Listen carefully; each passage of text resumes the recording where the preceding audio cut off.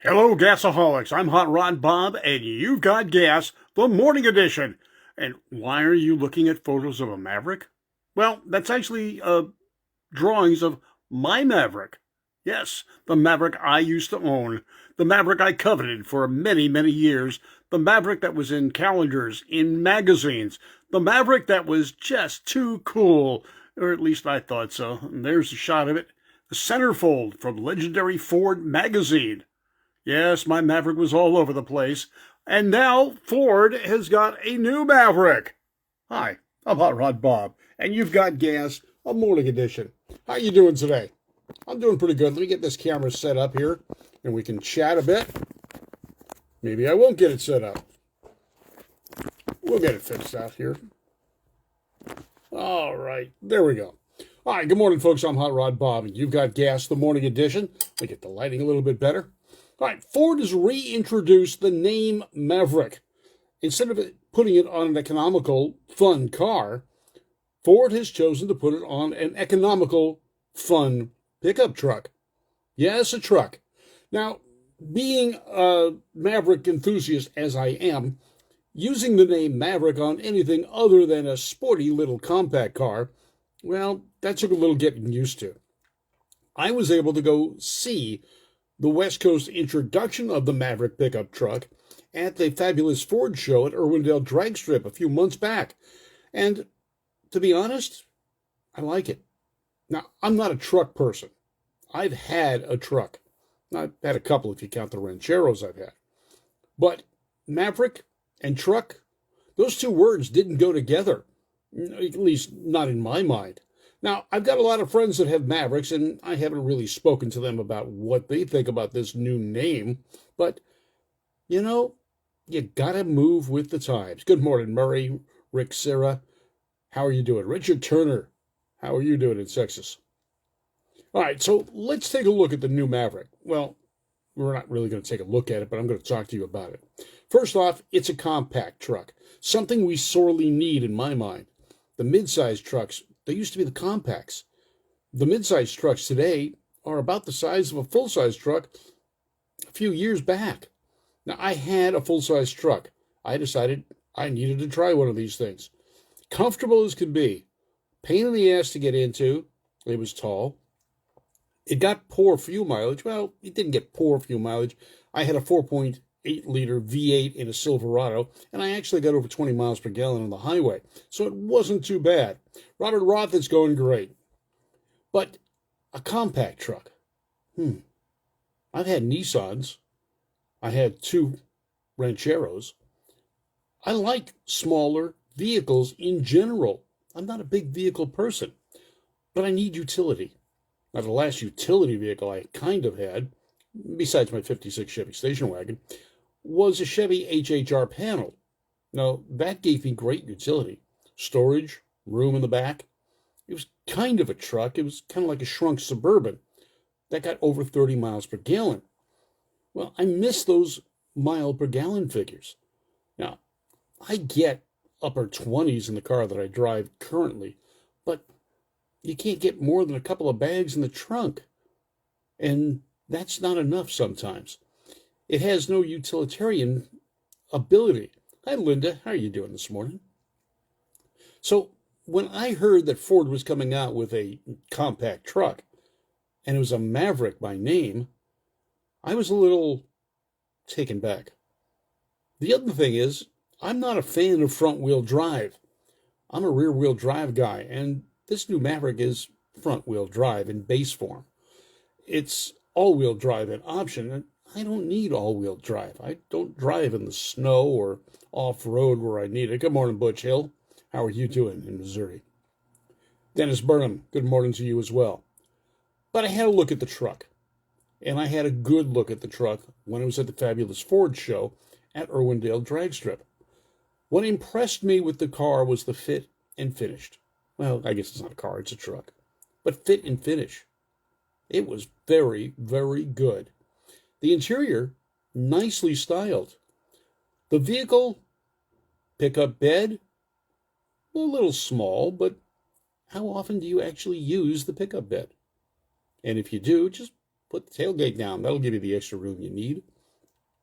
This truck comes with a lot of things that are sorely missing on many larger trucks. The back is pretty modular. You've got hooks to tie things down. You've got compartments. You've got room. You've even got a plug to plug in your whatever you want to plug in the back. Yeah, Jay, I'm not going to be at Irwindale tonight. Headed out to Bakersfield for the Hot Rod reunion. Morning, Don Balzeroni. Yeah, Robert Roth is giving the same opinion that I have about, well, the name Maverick being associated with a truck. But, hey, times have changed, and the original Maverick's been out of production for, well, almost 30 years. Or it's been over 30 years. All right, Ford's got the name. They might as well use it. Well, to be honest, Jeep had the name first. Yes, Jeep. Jeep used the name Maverick on their station wagon version back in the 1960s, long before Ford used the name Maverick on a compact car. But we digress. Let's talk about the Ford Maverick truck. It has two engine options. One is a turbocharged four-cylinder directly out of the Bronco with over 200 horsepower, plenty of power to get you down the road. The other, well, it's a 2.5-liter hybrid. Hybrid? Who wants a hybrid? Well, you know what? I kind of do. Especially when a truck will get you nearly 40 miles per gallon. That is a benefit. And that's something I'm considering. Vintage cars. And you guys know that. So when I saw the pickup truck and a compact truck, I said, okay, that's more the size that I'd like to have in a vehicle. But it's still a truck, and I'm not really a truck guy. But with mile per gallon at 40, I could become a truck guy. Now, I looked at the truck closely. The bed is one piece. It's connected to the body. The vehicle uses a unibody construction, much like a car. It sits high in the air. Now, I know a lot of truck people like a vehicle that sits high. They can put big fat tires on them, make them look like they're really strong off-roaders, like, a mini Bigfoot, if you will. Yeah, I don't like that look. Sorry, never have, never really cared for it. I like them low down, cool and cruising. And you know what? There's plenty of spring on the back of this Maverick, and probably the front as well, to drop this thing down about 2-3 inches so the tires actually fit in the fender wells. Some bigger wheels, some cool tires, the right paint color. This thing could look pretty good. But let's take a look at some of the specs on this vehicle because, it is an interesting vehicle. Yes, it is. And with the lineage of the Ford Bronco and the Ford pickup trucks behind it, this is not a bad vehicle. Now, one of the things, as I stated, big trucks are too big for me. The mid-sized trucks, as they become, are really still too big for me. Now, I've had a Colorado, and it was okay. I kind of liked it. 4-cylinder, 5-speed, got good gas mileage, and it was small enough that I liked to drive it around. It was easy to park. They went away. The current Colorado is a mid-sized truck. It's big. Now, to prove to you that compact trucks have a market, let's look back at the history of the compact trucks. Datsun, Toyota. They brought in the compact trucks first, and those things sold like hotcakes. Why? Well, a lot of people that buy trucks aren't using them for business. They're not using them for work, or if they do, it's not carrying big, heavy loads. The fuel economy is a big thing. The ability to get in and out of parking spaces, a big thing. The ability to see the edge of the truck when you're driving it is a good thing to me. And that's one of the things the compact trucks offered. Now, the original ones were really sparse on creature comforts. Air conditioning was almost non-existent. Power steering, yeah, you don't have it. Automatic transmissions, forget it. They didn't happen until later on. But again, I'm not an automatic transmission kind of guy. I like to shift for myself. Air conditioning, I'm getting old. I like air conditioning on warm, hot days. And I use air conditioning most of the time. But I want something small. I want something compact. And this Ford Maverick fits the bill. Now I'm going to look around for some of the specs on this thing, and I think you'll like it. First off, the base price, $19,995. What can you buy today at that price? Almost nothing. The fair market value, they say, because dealers are marking them up, it's probably around $23,000, and with the options, it's probably going to be there. Now, towing, 4,000-pound towing capacity. I could haul my little camper trailer around with that, no problem. Max payload in the bed, 1,500 pounds. Well, that's not in the bed, that's total. Base horsepower with the hybrid, 191. Now let's put that in perspective. 191 horsepower. That is net horsepower. That's with the accessories on and so forth. Look at the original Maverick. With a 302 V8, it was 160 brake horsepower, more like 120 net horsepower. So this Maverick truck's got some beans. It's pretty good. It's a hybrid. Okay. It's got a strong turbo 4-cylinder as an option. It's accessible starting price. Good, clever bed design. The cons, or what could you find as a fault for this thing? Well, it's only one bed size. Okay. Who cares? You're buying a compact truck. You're not buying a big work truck. Morning, Joel Grusin. And you're Glenn. Good morning to you and Roger Violet. Now, not all driver assist features are standard. Well, of course not. That's why they're called options. You can outfit this vehicle the way you want it, and Ford's got a number of option packages for it. Less payload than a Ranger. If you're looking at a Maverick pickup, you're not looking for a truck the size of a Ranger. And frankly, Ranger's a mid-sized truck. It's a little too big for me. And frankly, I like that fuel mileage of that Maverick that no other truck on the market can duplicate. Not a single one. GM hasn't got one. Nissan, Toyota, Honda. No one's getting that kind of mileage out of a truck. Now, what are we going to look at this? Well, the technology. That's something that hits me. Every Maverick, including the base model, features an 8-inch touchscreen information center. Oh, good. A driver distraction. Oh, but, a lot of people want that. It's got Apple CarPlay, and it's an Android Auto capability, and there's a standard Wi-Fi hotspot that can connect up to 10 devices so you can really be distracted while you drive. Okay, the techno kids are out there, and they're going for it. Pricing, as I said, great pricing. The base Maverick XL will start at $21,490. That's with destination charges and everything. I know I told you $19,000. That's without some of the base requirements or minimum requirements like California emissions that they nail you for and transportation that everyone has to pay for. It's the least expensive truck on the market. That's right. You cannot buy a new truck for less than the Maverick. The XLT and the Lariat, which are both higher level vehicles and available in 4-wheel drive as well, off-road package, costs about $24,000 to $27,000. You're still a bargain in today's market. There's the EcoBoost 4-cylinder turbo, and there's the hybrid version. There's all-wheel drive and there's front-wheel drive. And again, like I said, not a fan of front-wheel drive, but really don't want all-wheel drive either. Don't have a need for it. And I'm imagining that with the all-wheel drive, the fuel economy is a little bit less. So again, the base engine, 191 horsepower, uses regular unleaded fuel. Now, here's the other thing I don't like about this vehicle, and this is a big one for me. It has a continuous variable automatic transmission. Hello, David. How are you doing?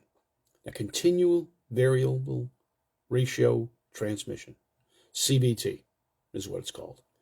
I don't like that. I like a transmission I've got a gear choice of. You don't have gear choices. You don't have engine braking capabilities. You don't have, well, you're going into a curve and you need a little bit extra power or torque multiplication. You want that lower gear to pull you through a corner. That's my road racing background coming into play. You haven't got that with this. Okay, CVT. Better fuel mileage, it's the way they're going. Hi, Paul Whitehouse. How you doing? Now, the competitors they're saying are the GMC Canyon, Chevy Colorado, and the Hyundai Santa Cruz. Now, the Hyundai Santa Cruz is more closely related to the Ford Maverick because it's also unibody. It's more car-like than the Maverick, and it's okay, but it's more expensive. Not by that much, but it is a Hyundai. Okay, so what else are we going to look at? Well, we can look at some of the other options they've got, the recommended trims, and I've seen the interiors, and frankly, I like the interior on the Maverick. It's well done, it's well thought out, and it doesn't look cheap. It doesn't look like an entry-level compact pickup truck. It looks pretty darn good, actually. The technology's there, the payload's there, the bed. Now, this is something a lot of people look at. While the Maverick's 4.5-foot bed is smaller than just about everything else on the market, it has some clever things to it. It's got slots stamped into the side of the bed. Owners can install 2x4s or 2x6s and create segment storage areas, elevated floor, cargo racks, you name it. It is useful. There's also tie-downs, which double as bottle openers for those of you who still have something with the bottle that you need an opener on. There's 4 D-rings and threaded holes built in. The bed features integrated 12-volt electrical outlets on either side of the bed, plus available 110 house outlet. You're going to find that on a compact pickup truck. You're just not. Now, performance and efficiency, as I said, this is one of the things that really got to me. The base truck will feature a hybrid setup. That's the base truck. This is not an option. The base truck is a hybrid. And it has 191 horsepower, 155 foot-pounds of torque, and it's paired to the CVT automatic transmission and front-wheel drive. Ford rates this, or the target was 40 miles per gallon, and 500-mile range on a tank of gas. Actually, the figures actually exceed this according to EPA. EPA says 42 highway, 33 city. This makes this vehicle viable even if you don't like trucks, as daily transportation. Those mileage figures are fantastic. It's the most fuel-efficient truck in the world. I'll go out on the limb and say that because I don't think any other truck can match these numbers. It's certainly not the quickest, though, 0 to 60s in 7 seconds. That's quicker than the Datsun I used to race. And I used to win. So 0 to 60 in 7 seconds, that's not too bad. Now, you can get the hybrid and all-wheel drive, as I said, and it's an option that I'm sure a lot of people are going to go for, but not something that I would think about. Now, if the hybrid's not what you want some butt-kicking power, well, they've got a 2-liter turbo, 250 horsepower, 277 foot-pounds of torque. Now we're talking. There we go. This is a powerful vehicle, especially as light as it's going to be. It has an 8-speed automatic transmission. It's got a real transmission. That's a plus for me. It's available in front wheel or all-wheel drive. And the mileage, well, the mileage is 23 city, 30 highway. Still not bad. All-wheel drive, it bumps you down a little bit. 22 city, 29 highway. Still good figures. The 0 to 60, only 0.6 of a second quicker. 0 to 60 in 7 flat. The hybrid, 7.6. Big difference there? No. But the difference in torque and the fuel economy drop, those are significant to me. I like the torque. The mileage is still in the range I want it to be. And it's a real transmission, not a CVT. As I said, I'm not a fan of CVT. My wife owned a CVT Ford Focus, and it was not so hot. We drove it. It drove fine. It had its issues, but who knows? David Wyckoff, good friend and a past Ford salesman, he says maybe it'll start a new mini truck craze. I hope so. And I'd like to see GM and the others get involved in this as well. And Ron says he's got one on order. And he'll take it down the strip at Irwindale, and we'll see exactly what it can do. Now, I've gotten to look at them, like I said, at the Fabulous Ford show at Irwindale Drag Strip, but I also got to look at one a little bit up close and personal at a special preview that the Ford dealer in Oxnard did for us during a movie night for a car club I belonged to. And it was nice. It sat nice. It was comfortable. I checked out the suspension again because this was now a production version, not a pre-production that I saw. And it's got a lot of room for improvement on my part. What would I do? Well, first thing, it's got to go down to the ground. It's got to get lowered. And it's got to get lowered a bunch, at least 3 to 4 inches in the rear. Sway bars, front and rear. I want this thing to go around a corner. Again, it's a front-wheel drive unibody platform. It is not a traditional frame on or body on frame truck. Its design is as a passenger vehicle. It only comes with a crew cab model. And I say crew because, yeah, you can get 4 people in there, maybe 5 if you squeeze them. It is basically a car with a bed. Ford makes pretty good cars. I like them. We've had a bunch of them. So that's what we're going to look at. Sorry for the interruption there. So take a look at the Maverick. Go to your local Ford dealer. Take a look at this new entry into the compact pickup truck range. And really the only compact truck out there is the Hyundai or the Ford Maverick. Everything else is midsize. I'm Hot Rod Bob. You've got Gas, the morning edition, little automotive preview. I hope you enjoyed it. If you did, please check out GAAS, the Great American Auto Scene, on Facebook, and check it out on YouTube. Past GAAS is available on Facebook all the time, on demand, and on YouTube, especially YouTube. Go to YouTube. Now, if you can't watch GAAS on YouTube, you can get it on Anchor FM, Spotify, Apple, and many other podcast sites, so you can listen to it as you drive down the road. All right, don't get distracted. Have fun. GAAS, the Great American Auto Scene, brought to you by Service Tech Equipment.